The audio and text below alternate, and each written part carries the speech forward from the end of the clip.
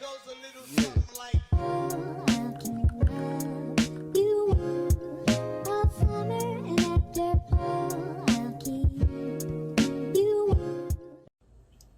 Hello Literates, I'm Britt Riderly and welcome back to Writer's Ambition. For those of you who've been hanging in since episode 1, you're a real one. And for those of you who just finding my humble channel, welcome. We hope you stay a while. Okay, here's what I'm about to do. It's clear that I can't stop talking about Alexandria House. I'm wearing yet another Alexandria House hoodie. It's a pineapple made up of all the names of the McLean brothers and some sayings that they have, and it's very cute and I love it. So here's what I'm gonna do. I'm just going to do a video, not all in 1 month, but just like, you know, when the spirit hits me or when I actually finish a series. When I finish a series of hers, I'm gonna do a series review on it because I love her and I just need an outlet for it, number one. And number two, she does this really cool thing where characters from different series will show up in different series. And a character from another series will show up in a new series, and I think it's really cool, and tracing it is really fun. It's like you have like a little mystery as well as a romance, which it's not that deep, it's not a mystery, but it's just cool if you can spot, oh, that uncle, oh my gosh, that's so-and-so's dad. So this is also me documenting that. Come along for the ride. So also, for those of you who watched my my honest tea vlog for the month on Tuesday, this is that same tea that was like 30 minutes ago for me. So the series that I'm going to do now is the Strickland Sisters. I'm gonna try so hard to be brief. I'm gonna try to channel my Nana energy from Lit Nana.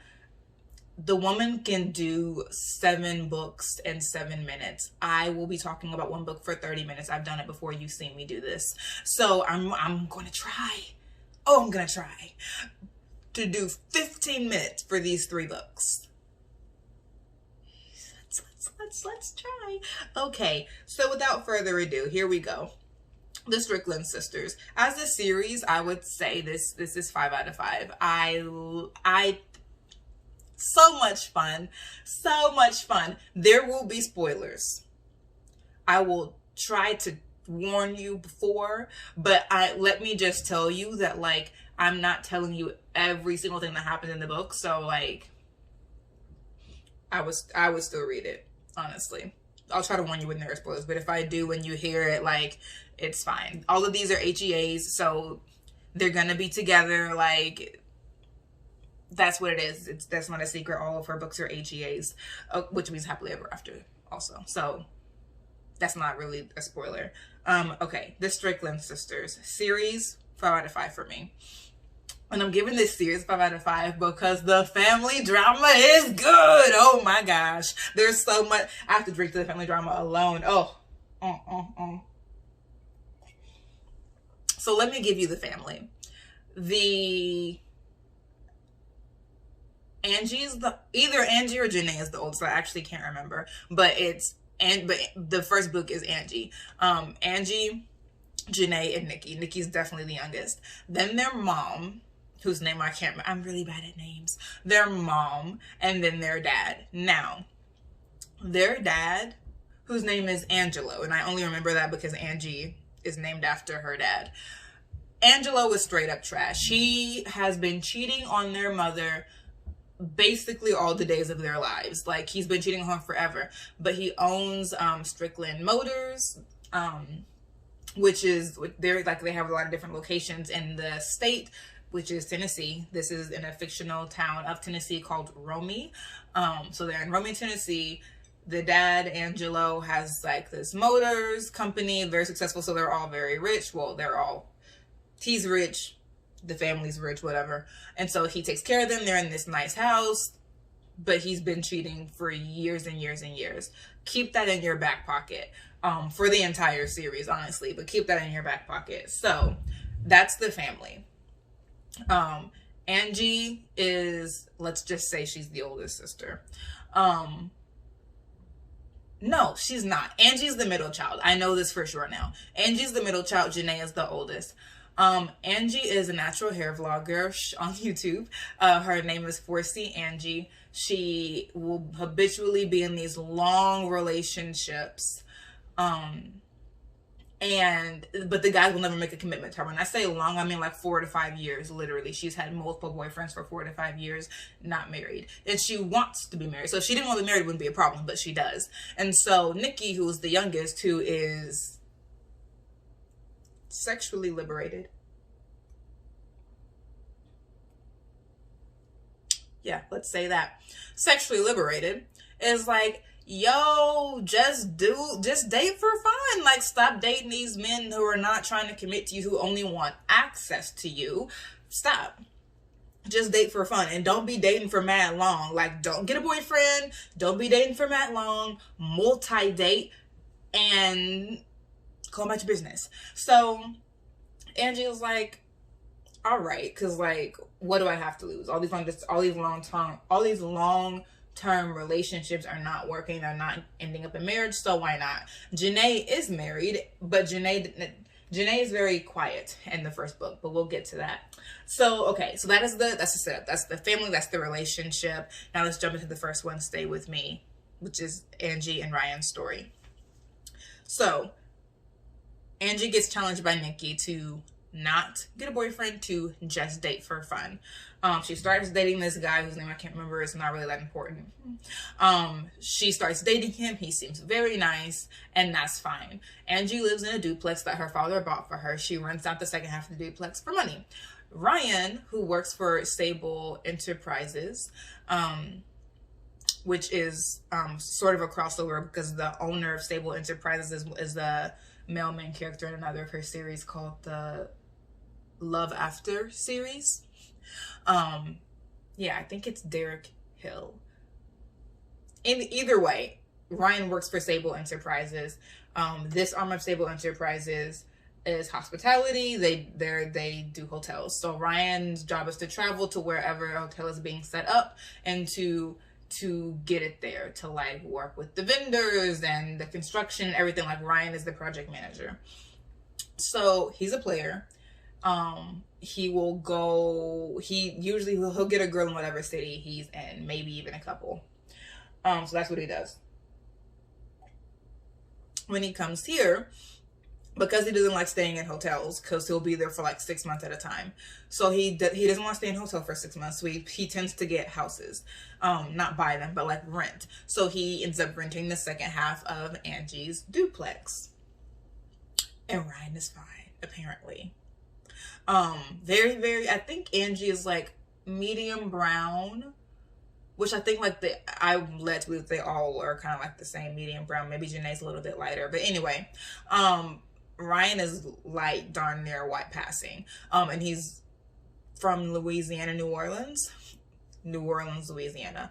And so he has an accent. Now, if you listen to this on Audible or anywhere else, I listen to it on Scribd, just be aware Sean Kristin does this. And listen, mostly my only thing that I have against Sean Kristin is that he's not Jacoby Diem, which will be whatever I have against any male voice actor.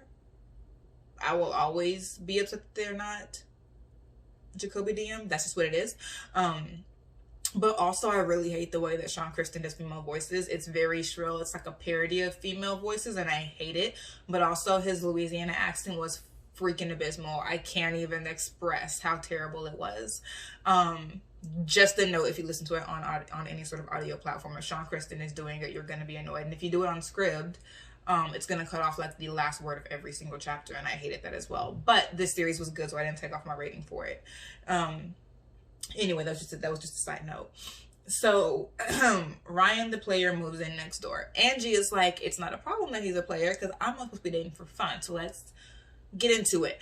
Now, Ryan has to convince her of that. Because at first she's like, no, like, we're in a business relationship. We have a contract, all these things. He convinces her because he's like, I already paid everything up front. It's not like if we don't work out, what I'm gonna do? You already have all the money. So like, what? Like, it's fine. And he wears her down eventually, and they get into a relationship that she's like, it's just for 6 months. It's okay. But then, of course, it get real serious because they have amazing chemistry, and Ryan is a different person. Usually he's like this player who doesn't chase women, who doesn't, and by chase I mean like, If a woman is like, no, thank you, he's like, you're lost. Like, he's kind of arrogant. Not kind of. He's an arrogant playboy jerk. He's not like that with Angie. She brings out a better side of him, and he wants to be the Ryan that she inspires him to be. He ends up doing a couple of videos with her on her YouTube channel. People are like, oh my gosh, t-shirts arise. I want Ryan to wash my hair. That's actually a t-shirt that Alexandria House really had made. It's on her website. But like, it starts going really well, and people think that they're so cute together, and they are. And so that happens, and they start getting serious. And Angie is like, I'm starting to catch real feelings for him. What do I do? So I'm not supposed to be trying to get into a real relationship, but it just happens for both of them. Like, he's not used to it, she's fighting it, but they get into it anyway. The 6 months is coming to a close. He asked her to move with him, and she's like, no, I'm not moving nowhere with anyone who I'm not married to. And he's like, marriage? Like, marriage? We've only been dating for 5 months. And she's like, and that's fine, but I'm not moving unless we're married. So he goes without her.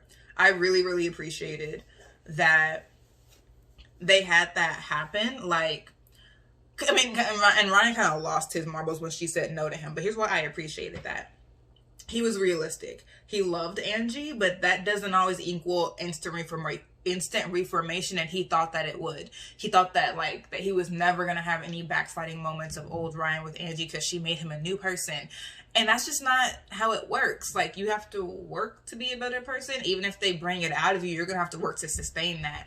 And there were moments in Stay With Me where Ryan realized that, like, you're going to have to work to be this better person if you want Angie to stay with you.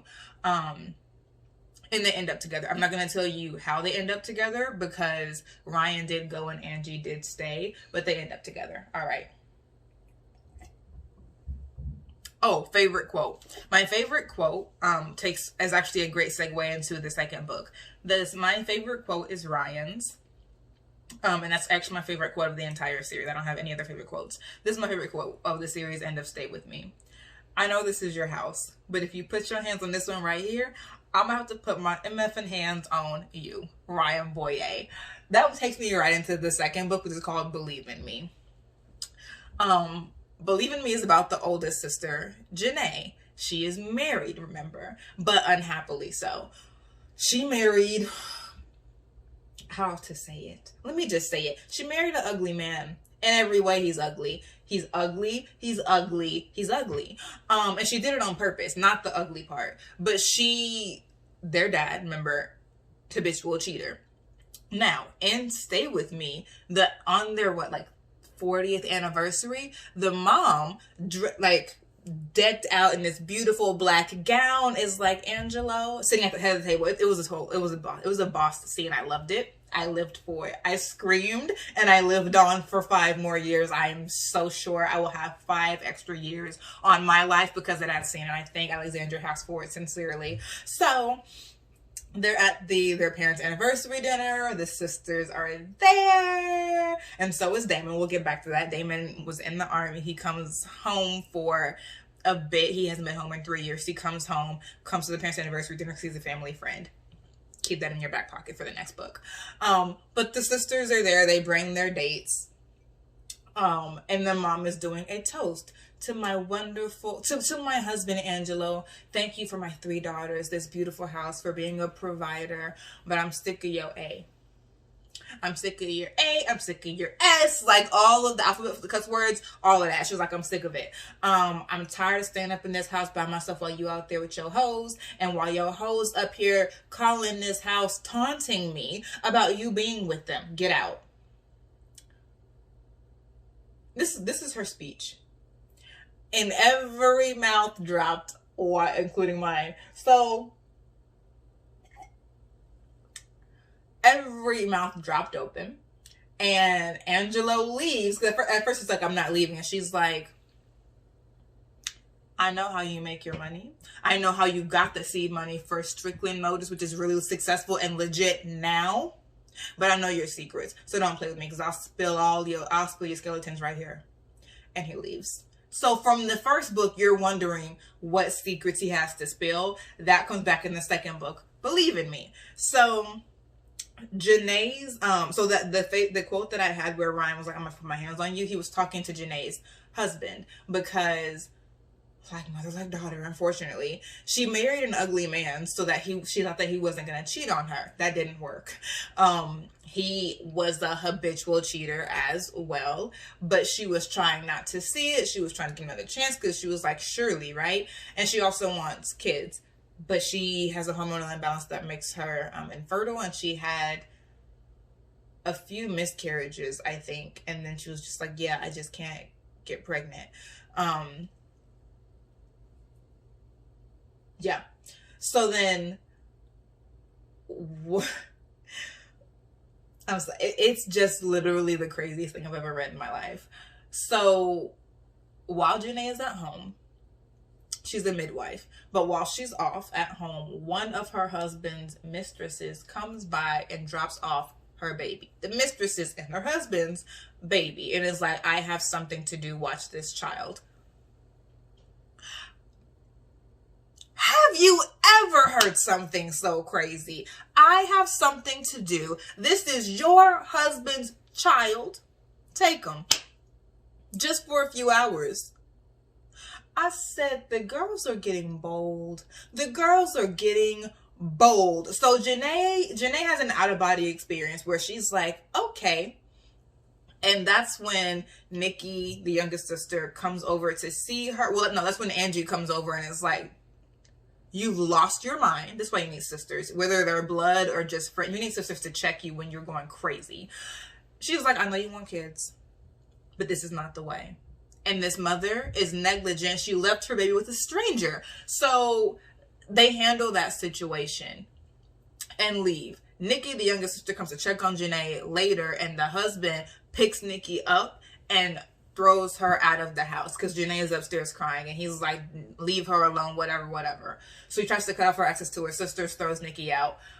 Angie comes back with Ryan and Nikki, and then the husband is like, listen, I threw Nikki out, I'll throw you out too. And then Ryan says, I know this is your house, da-da-da-da. That's how that leads in. So Believe in Me is the aftermath of all of that. Janae leaves her husband. We're all very happy because she's like, it's very clear that not only do you not respect me because you keep cheating on me, but you must be talking mad head to me about these females for them to disrespect me so much that she could come over to my house and do this. So Janae leaves him. She is a midwife, so she gets called to a house. She's covering for her business partner. They own it together. It's called Genesis Midwifery or something like that. And so her friend has a conference. One of her business partner. Her business partner has a conference that she's at. One of her clients goes into labor, and so Janae goes to deliver it. The client ends up being Zoe, the male love interest. Turns out to be his little sister. And Zoe sees her and is like, wow, you're amazing, because like she calmed him. He was freaking out. She calmed him down. She helped the girl. She was a teenager, 16, somewhere between 16 and 18. I cannot remember, but a child. She calms her down and helps her have like an easy and non-traumatic birthing experience. And Zoe's just really grateful. And so he starts pursuing her because he's like, I think you're great. She's like, listen, I take my marriage vows really seriously. I'm not going to date anybody until my divorce is final. Finalizing divorces takes a long time. And to top it off, her husband, who is ugly, is making it impossible. Like, he's making these demands that he knows that she's not going to meet. Like, I want spousal support. He asks her for spousal support, demands it. Demands spousal support, says that you have so traumatized me.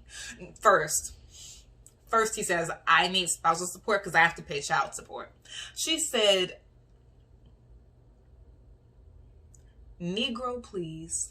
You want me to pay you child support for the child that you had while you were cheating on me? You've lost your freaking mind. And so, no, you pay it.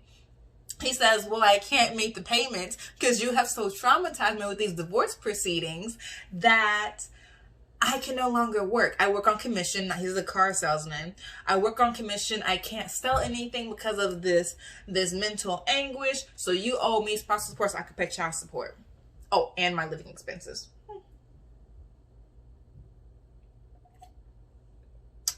Yeah.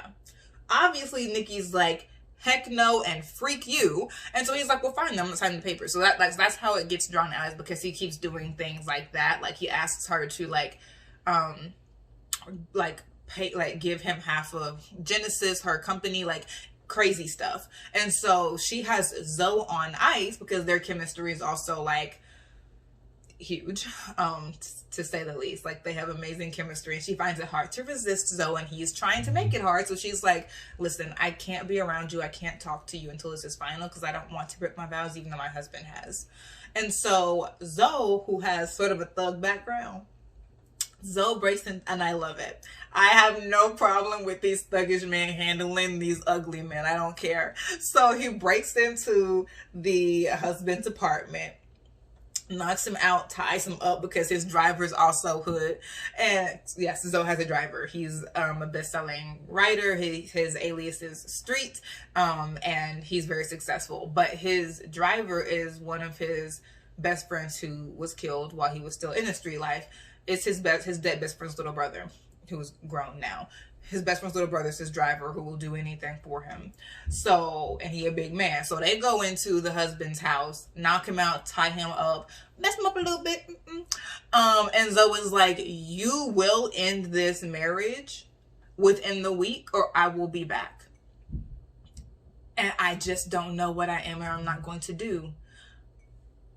So the ugly man, who's also a scaredy cat, was like, okay. And so Zoe, who's like well known and who has connections, finds a judge who is willing to sign off on the divorce in a week. So then the divorce gets finalized. Janae is none the wiser yet as to how this has happened. And Zoe, so she has no idea. Also, put in your back pocket that Zoe told her now ex-husband, if he ever even breathed in Janae's presence, that he would be back. So that happened as well. So Zoe and Janae start dating, because at this point Janae is like, I don't need to mourn my divorce. Like, I'm happy that it's final. I've been like, it's been years of this. I'm really ready for it to be over. So she starts dating Zoe immediately, and that goes well. Here's the thing though. She is over the marriage, but she's not over the pain and the trust issues that she has. Like, her father's a cheater, her ex-husband's a cheater, and they're on two different levels of attractiveness. Like, her father was a looker, her husband was ugly, and they both are habitual cheaters. So she's just like, I can't anymore with like secrets and lies. I can't. And Zoe, whose father was a drug dealer and who was killed when he was 10, has abandonment issues. His mom is in his life. His mom is great. But Zoe was the dog. After his dad died when he was 10, he grew up and got into the same street life as his dad, I guess because he wanted to pay honor to him. And he was also like trying to look for his dad's killer. Which, like, more tea, because his father was killed by his best friend. His father's best friend ran the drug game in Romy, and his father worked for him. He got called one night by his best friend. The next morning he was found dead. His mom doesn't believe that his best friend killed him, but Zoe does. So he was looking for him until he was like, you know what? Let me stop, because the man's probably already dead. Anyway, people don't last long in the drug game, which is true. So he gives up and just tries to clean himself up and write street literature. But in the meantime, like while he's in his like thuggish days, he got like 3-4 kids by 3 different women. He has 4 kids by 3 different women. Because he has abandonment issues. So he always leaves before someone can leave him. But he doesn't want to leave Janae because he's not that person anymore. He's ready to like settle down and build a life with them and whatever. The issue is they both be having like these moments of like backsliding that be blowing stuff up unnecessarily. So like Zoe didn't tell her that he had kids. And we're near the end of the book. It's like the first third of the book was her divorce. Zoe handles that. The second third of the book is their courtship and them like, it's months, they're getting together. Like, it's real cute. The last third of the book is when you start seeing that, like, just like in the first book, just because you want to reform yourself through love doesn't mean you're not gonna have to work for that. So third quarter, whatever. And the end of the book, she finds out that he has kids and loses it because she's like, you never met. It's been months. I think maybe 8 months. It's been months. She's like, I've known you for about a year and been dating you for 8 months and you've never mentioned that you have 4 kids? And what? She was like, so you're a deadbeat. Like, you're a deadbeat and I ain't got nothing to do with no trifling Negroes like you. So goodbye. And she leaves. Zoe begs her to listen. I was begging her to listen because I was like, I don't get it either, but it's been 8 months. You like, what do you have to lose from spending 5 minutes to hear his side? But she doesn't because she's operating from like her own memories of like lying men. So she leaves. She just leaves and goes to work, ignores his calls, spends the night with Angie and Ryan, who, like I said, ended up together. I'm not going to tell you how. Angie is like, listen, sis. You need to go back. You need to go back for several reasons. Number one, you're living with him. And this man clearly cares about you. So you need to answer his call if for no other reason than to tell him that you're okay. And you really should go back tonight. And Janae's like, well, I'm not going back tonight. It's like 3 a.m.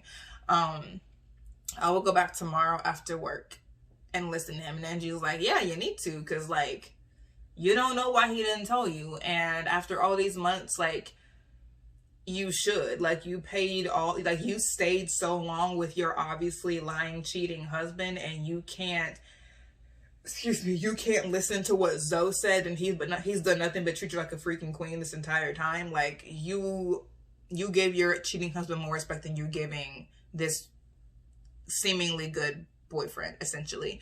And so she goes back and is like, Zoe, I'm sorry. Zoe has had 36 hours to lose his mind, and he didn't waste a single second. He lost his mind because her like emotional trigger is lying, and his emotional trigger is people leaving, which she knew, but like, so he's had 36 hours to lose his mind. He did exactly that. He kicks her out. He's like, I can't do this, Janae. I cannot deal with you leaving. And you didn't. This is her second time leaving. After her divorce, they had 3 days of like crazy 24-hour sex for 36 hours, for 72 hours. And she was like, this is moving too fast. And so she like goes to work one day and just starts ignoring him. She does that for maybe a week until he comes for her. And he's like, what's going on? And they get back together. Although she never officially broke it off. She was just like, I need some space and time to think. And he was like, but don't just ghost. So that happens. Like, right, like when then they start dating seriously for like the next third of the book. Then this happens in the last third of the book. He's like, you left me the first time for no reason, and I told you about that. Like, I can't handle people coming in and out of my life. I'm like, I can't. That's my literal one thing, and this is your second time doing it after you promised me you wouldn't. Get out. And yeah, like, he said some more stuff, but he kicked her out. So she leaves in tears. It's a week. Her stuff is still there. He starts boxing it up, tells his driver, who is, you know, the younger brother of his best friend, who's become like his friend now, I boxed up some of her stuff. Can you take it by Genesis or Angie's House? I don't care which one. The driver says no. Now, mind you, the driver has been silent for the entire book. So silent that literally we thought that he couldn't speak. By we, I mean the reader and the character thought that he was like mute. But evidently he's not. So he gives this entire speech about like, listen, you're my boy and I would do anything for you. That's always been the case, but I'm not about to let you ruin up this really, really good thing. You need to get your stuff together and handle the abandonment issues that you have. They're about to make you screw up a really good thing. She messed up. Get over it. She came back. She was gone for a day. And so he's like, he takes some time to mull over it and is like, okay, crank the car, take me to her sister's house. So the car is cranked, they're about to go. As he's going out, Janae rolls up. Remember, it's been a week since he kicked her out. She's coming back, she's like, I'm coming to get my things.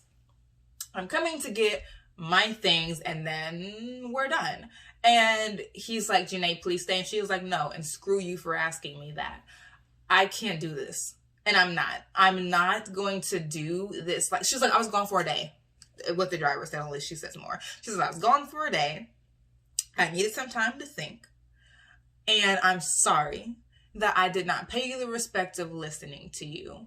But I just lost it and I needed some space, and you can't handle giving me space. We're always together. We've been together since we got together, just like on top of each other. And I need space to breathe. And sometimes that space to breathe is going to require me to step back a bit, and that can't send you to the left. It can't.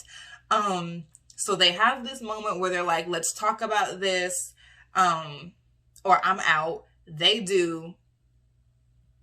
And that is their HEA, basically. More stuff happens, but I'm trying to channel my inner Nana, although like that's already not happening. But let's sporadically channel Nana. So I'm just gonna leave it there or read the rest for yourself. The third book, my least favorite. I'll probably never read it again. I'm being so serious. The third book is called Be With Me. I would give it a 4 out of 5. Now, the first two, 5 out of 5, fantastic. The third one, I have to give it a 4 out of 5 because I'm just not here for the mess. Like, now, clearly you know I'm very here for the tea, but I'm not here for the mess. Nikki is messy. Nikki is messy, and I hate it. I do. And it doesn't make any sense. And her and Damon's relationship is toxic and codependent. It is. And I don't like the level of joy that it's getting now. For any of you that have been on my channel literally A1 day one, you know that Eliza and Laz, who are a couple in my speculative fiction, that they are codependent. But not like this. Not like this. This is a different level of codependency with a whole different level of toxicity. It's really bad. So here's what happens. Remember, Damon was in the military. He came back to Romy. All these books take place over, shall we say 3 years? It's about 3 years. Yeah, about 3 years. I'm gonna give you a spoiler. I won't give you that particular spoiler. It takes place about 3 years. Won't tell you how I know that. Because it's kind of a spoiler. So Damon came back 3 years ago when during Angie's book, when it was at the fateful reunion where her mom kicked her dad out. They got back together, by the way, because he stopped his cheating ways finally and was like, oh my gosh, I need you.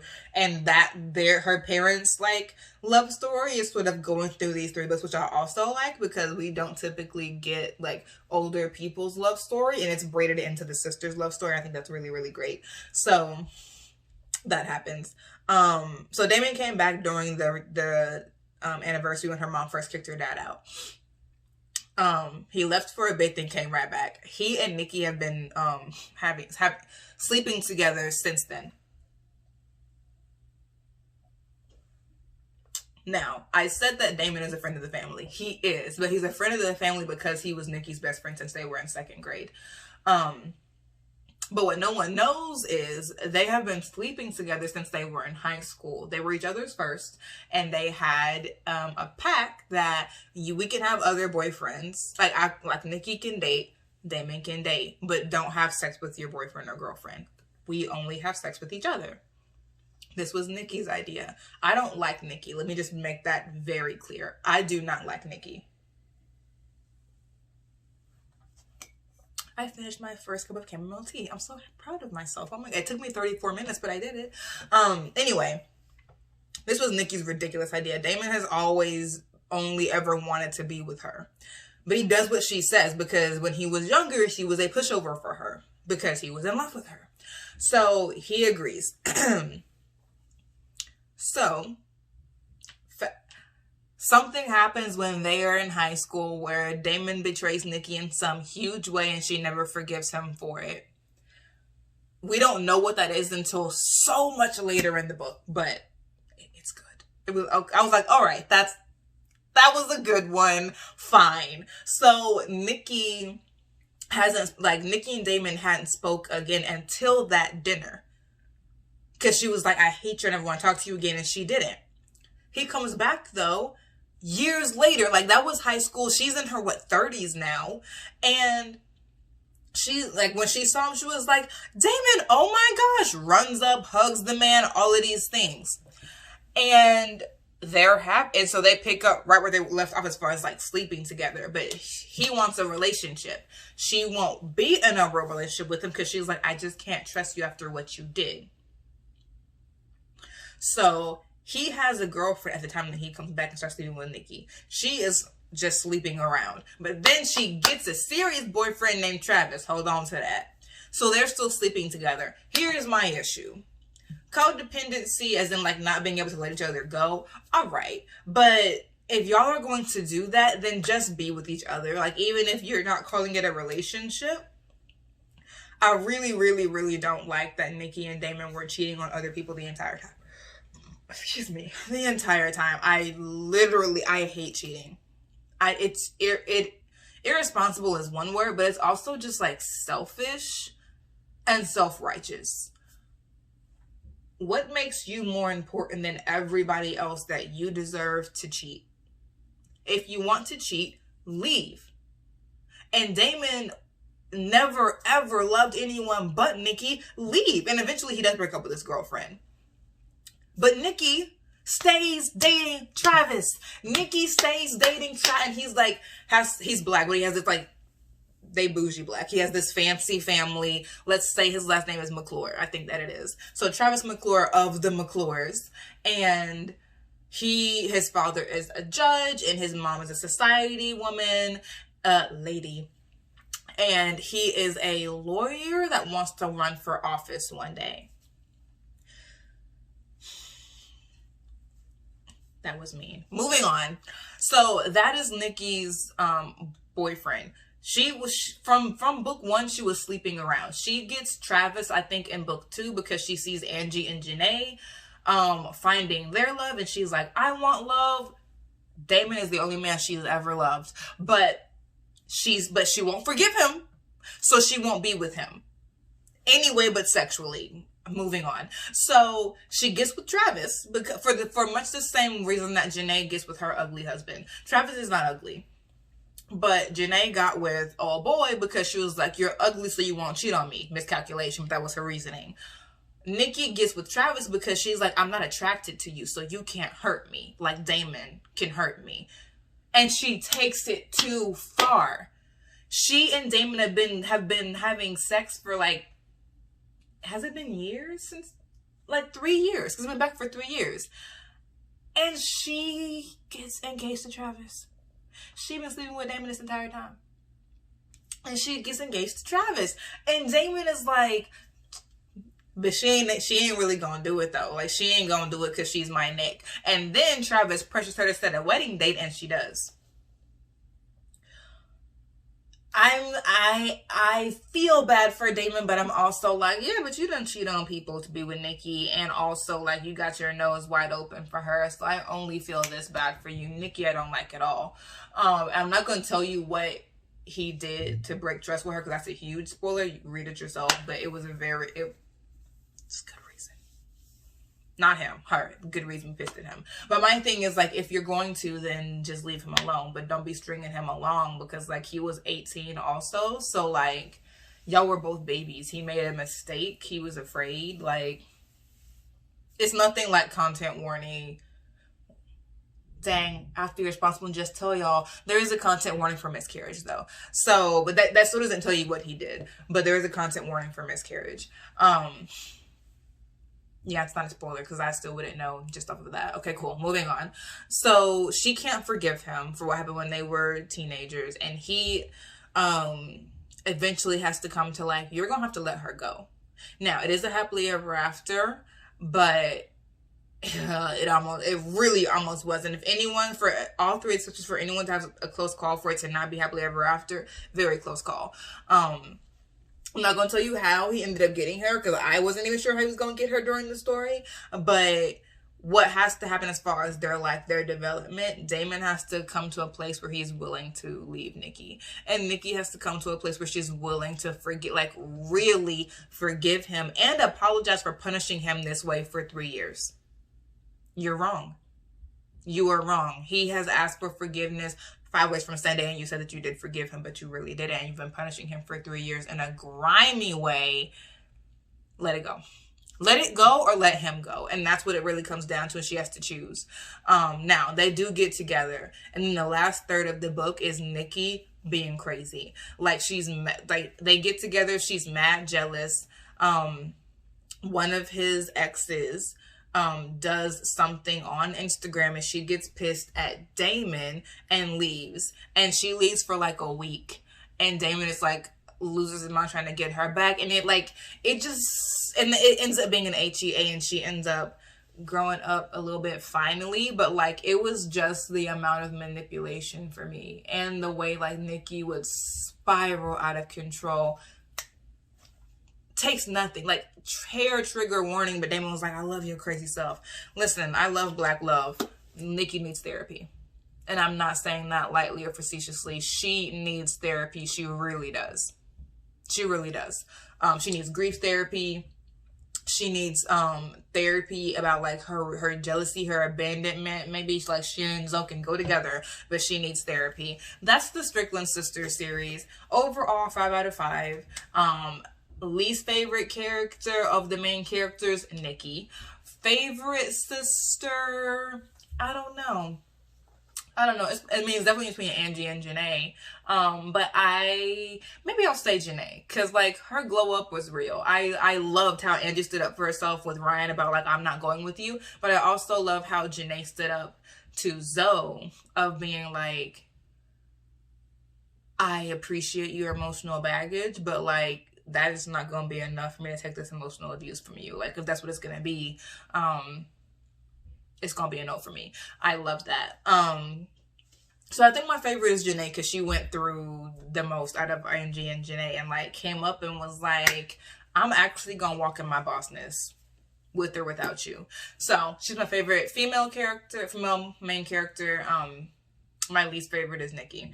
And among the guys, Damon is my least favorite, because like I think he's really great. Like, he's a nerd, he likes anime and comics, and like we could be friends, but like we actually couldn't, because I don't like how he moves because of his love for Nikki. I don't like how he moves and what he's willing to do for her and for love of her.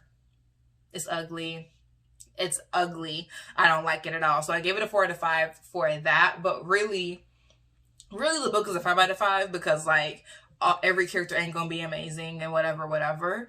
And I think that she does their dysfunction well, even though it took me out. So because of it, I was pissed. It's a 4 out of 5, but it's actually a 5 out of 5. Like, there's nothing wrong with it. You may love it, eat it up, go for it. Okay. Clearly I didn't channel my inner Nana. Okay, I lost that round. But that's the Strickland Sisters. Definitely read it. If you end up reading it at any point, let me know on my social media, either one of them. Like, I have Instagram, I have Twitter. They're both Britt Riderly. Let me know if you read any of these series, any of these books in the Strickland Sisters. Prompt. I know. Okay, like which of the characters that I just described, which one would be your favorite and least favorite? Let's do that. All right. Thank you so much for hanging with me. If you made it this far, you're a trooper for real, and we love you for it. Yeah, that's all.